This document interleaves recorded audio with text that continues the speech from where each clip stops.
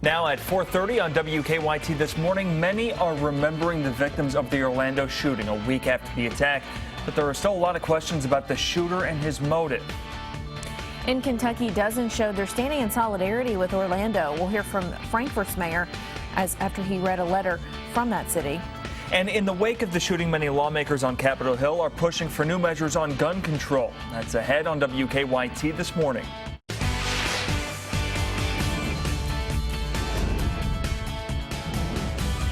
This is WKYT This Morning.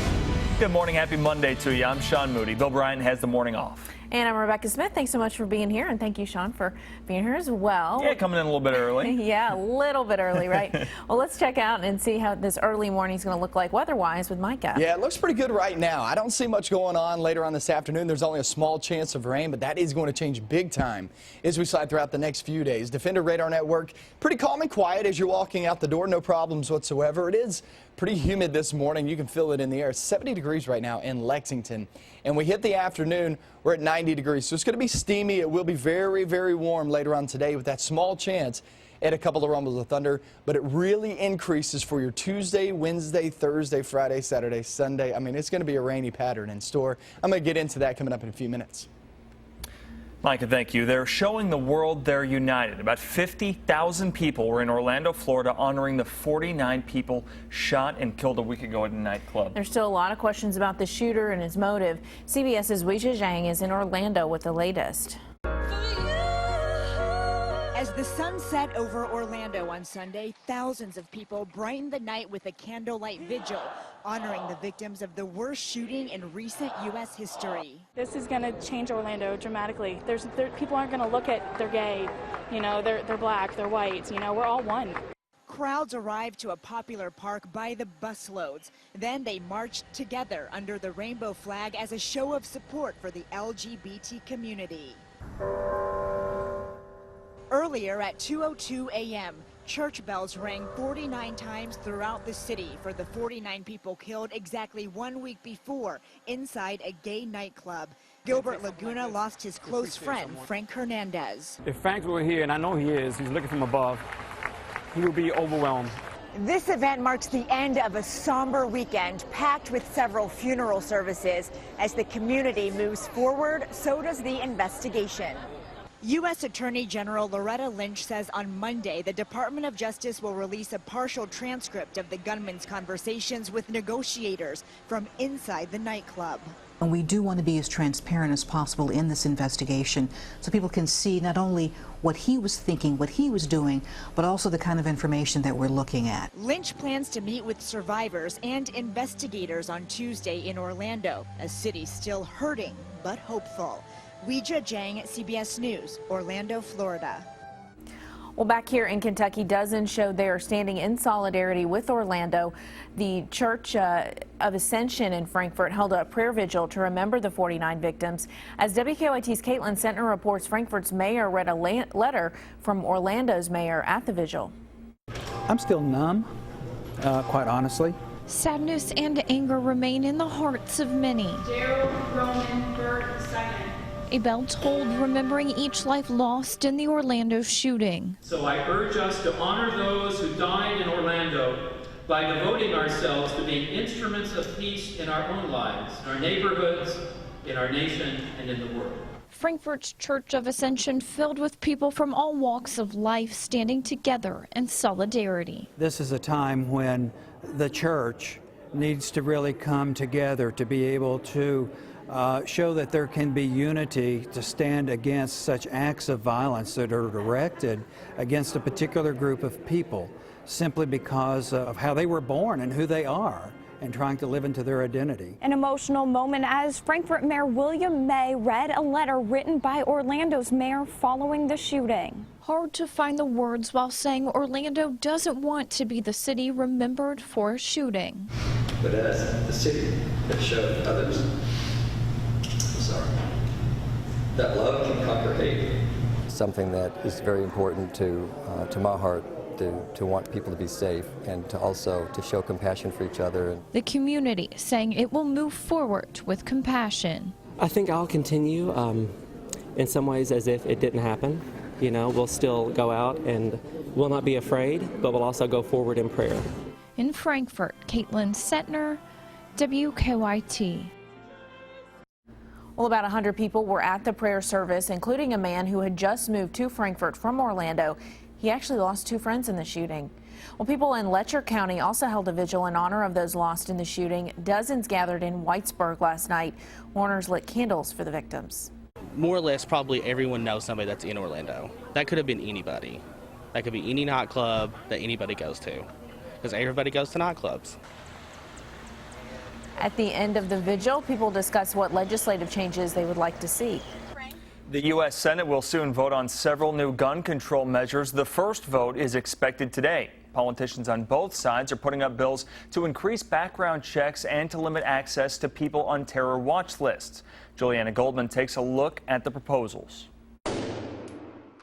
As the Senate prepares to vote on several gun control measures, Donald Trump said he'd like to see people on the no-fly and terrorist watch lists prevented from purchasing guns. But that puts him at odds with the National Rifle Association, and Trump was less clear if his position is set in stone. I understand exactly what they're saying. A lot of people are on the list that really maybe shouldn't be on the list, and, their rights are being taken away. Republicans and Democrats are offering competing bills to address the so-called terror gap and expand background checks. But coming in an election year, they're expected to fail. Wayne LaPierre, the head of the NRA, downplayed a rift with Trump and said the measures won't prevent terrorist attacks. Laws didn't stop him in Boston. Laws didn't stop him in San Bernardino, where you had every type of gun control law you could have. Democratic Senator Chris Murphy, who led a 15-hour filibuster over guns last week, acknowledged the uphill climb. We should be making our gun laws less full of Swiss cheese holes so that future killings don't happen. On Face the Nation, Trump also said the country should start to seriously consider profiling Muslims to prevent terrorism. He's already under fire from Republicans for expanding his proposal to ban Muslims from entering the country. Juliana Goldman, CBS News, Washington. The last time the Senate voted on gun legislation was back in December 2015 after the shooting in San Bernardino. That law did not pass. We will, of course, continue to track the latest developments on gun control legislation and the investigation into the Orlando shooting on our website, WKYT.com. Well, you may not get your morning paper on time this morning. Part of the Lexington Herald Leader building caught fire. Our news partners report the fire started in the press area of the building. Firefighters were able to put out that fire quickly. No one was hurt. Still, crews are trying to figure out exactly what caused this. Quite a bit of damage to the building there.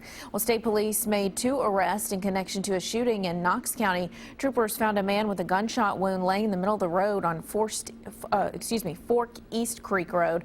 They rushed him to a nearby hospital where he died. A neighbor says 3 men came up to his door moments before the shooting.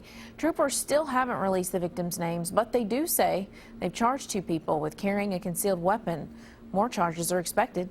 Deputies in Franklin County are still investigating a double homicide, and police are investigating a suicide that may be connected.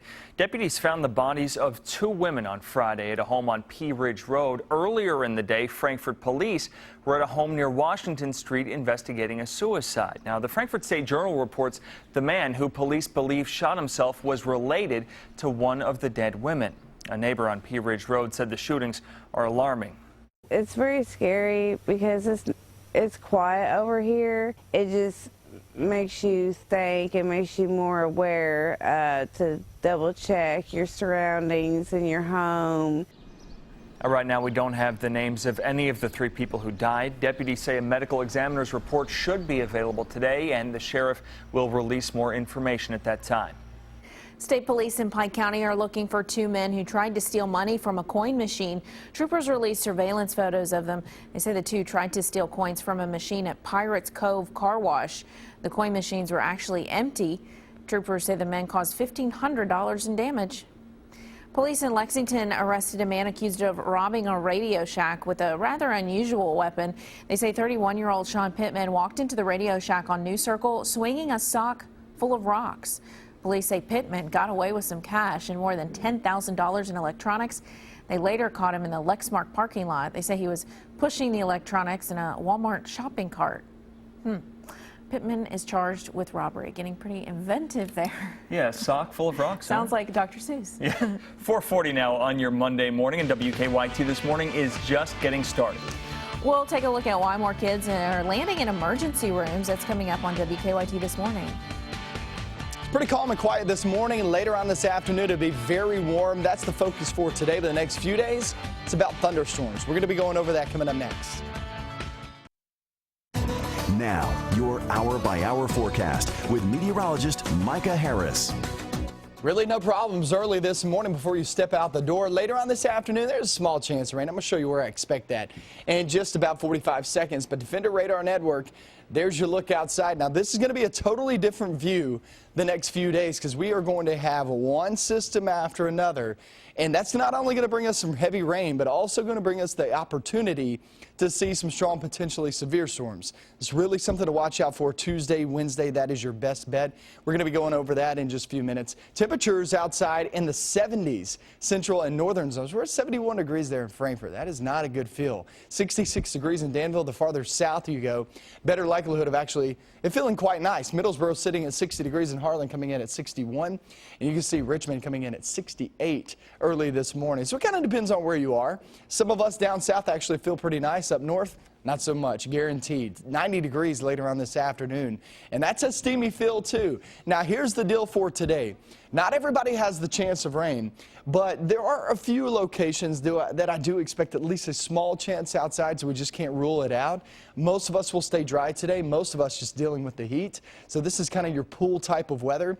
But here's the area that I do expect at least a couple of rumbles of thunder to pop up. I would say anywhere in this region, green shaded region, anywhere from Lexington down the BG Parkway into portions of 150 through Boyle County, up north and back toward the northwest. This is your better opportunity. Go north of Lexington and west of Lexington. That's your best shot. Now, you still can't rule out anything down south and over toward the east. Still got a 10% chance of rain in there. Just saying I can't rule it out.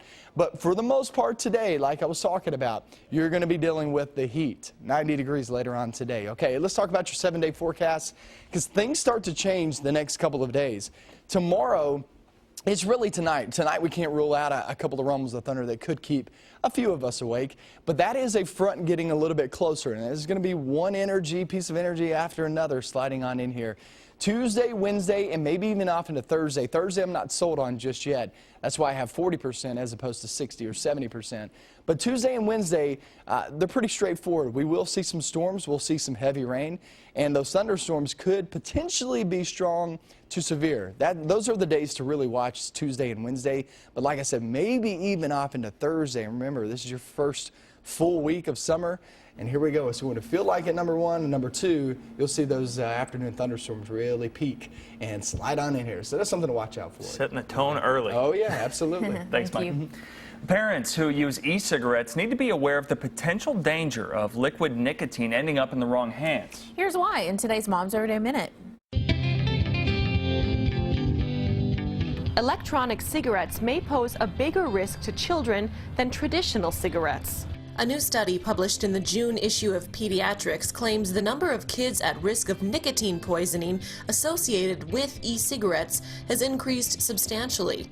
Researchers found that kids exposed to e-cigarettes were 5 times more likely to be hospitalized and were nearly 3 times more likely to suffer serious medical problems than those exposed to cigarettes. Between January 2012 and April 2015, Poison Centers received more than 29,100 calls about nicotine and tobacco product exposures among kids younger than 6. E-cigarettes accounted for 14.2% of those calls. One child died after drinking liquid nicotine from an open refill container. It's recommended adults always keep e-cigarettes and nicotine locked up and out of the reach of children. Products should be properly disposed of, and if you suspect a child has been exposed, call Poison Control at 1-800-222-1222 immediately. For more important information, visit momseveryday.com. For Moms Every Day, I'm Liz Hayes. For these tips and more, go to WKYT.com. Click on Moms Every Day. 4:47 now on your Monday morning, and when WKYT This Morning returns, we have a story about a Laurel County animal shelter asking for help now caring for some abandoned puppies. We'll have their story on WKYT this morning. Welcome back. 4:50 on your Monday morning now. A Laurel County animal shelter is asking for help caring for 9 abandoned puppies. Shelter leaders rescued the 4-week-old pups on Thursday. Yeah, they're cute. Employees at a water company found them in a ditch. WKYT's Sabira Rayford shows us how you can help these puppies. It's not their job. When we see a dog or a cat needing help, we're there. But it doesn't matter. There has to be a need for us to pick up the ball where it's being dropped. That ball was dropped Thursday when a litter of puppies were found abandoned in a ditch. Originally there were 10 puppies, but one did not survive. I happened to live the closest and got in my car and came and got them. It may not look like it from the outside, but volunteers at the Laurel County Animal Shelter got this space to help with the overpopulation of unwanted pets in the area. They were weak. They had been out in the sun. We don't know how long. Now they are playful and healthy. Patty Miller is a part of a group called Friends of Laurel County Animal Shelter. The group uses their personal time and resources to help rescue unwanted pets. We use our cars. We use our gas. So what makes you want to do this? I have a heart for animals. I think that it shows compassion. I think, you know, animals love unconditionally, and I can't stand to see when somebody abuses them. Right now, there's around 9 active members in the group. Shauna Johnson works with the cats. She says sometimes it can be difficult to find an abandoned cat a good home, but she's not giving up anytime soon. Somebody has to do it. Somebody has to be a voice for these animals. They don't have a voice and they can't speak for themselves, so somebody has to do it. And if not me, who? In Laurel County, Sabira Rayford, WKYT. They're adorable. Jackson says so far this year she's fostered 89 dogs in her home. Police in London are trying to get community leaders to help them keep their neighborhoods safe. They want to expand their neighborhood watch program. Police said the program consists of neighbors who meet with them and discuss different ways they can keep those homes safe. And the program encourages neighbors to get to know one another. There's been a study where like 96% of neighbors actually feel safer when they get to know who's living beside them. You know, today, no one really knows who their neighbors are. The police department already has 5 neighborhood groups that meet monthly. Well, Frankfort city leaders are considering making a busy downtown street a 2-way. Right now, traffic can only travel one direction on West Main Street. The State Journal reports several business owners want the city commission to pass an ordinance to make it a 2-way. Supporters say the change would be good for the economy. Those against the idea worry about the loss of parking spaces and the construction costs. The city commission will discuss the idea today. We have a traffic alert for drivers in Lexington starting today. The inbound lanes of South Broadway between South Broadway Park and Angliana will be closed. Crews will be working on sewers. They're diverting traffic to the center line. The work is expected to last 2 to 5 days. All right, 7 minutes before 5 a.m. now, and coming up next, we will take a look at some of the stories we're working on this morning. Yes, and we'll have another look at your morning forecast.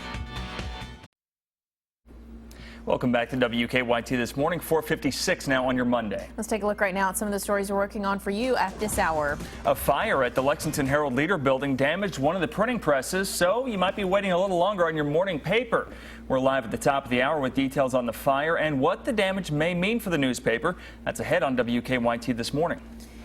Well, it was an awesome weekend, a great day for dads yesterday. Absolutely perfect weather, but do we get to keep this good weather this week, Micah? Yeah, it looks like it's going to get warmer, number one, and number two, we're going to bring in some thunderstorms throughout your work week. Today is kind of calm and quiet. Can't rule out a couple of rumbles of thunder, but it's more about the temperatures today. We're at 69 degrees there in Lexington early this morning. 70s as you roll down the I-64 corridor all the way to Moorhead and work your way off into Boyd County.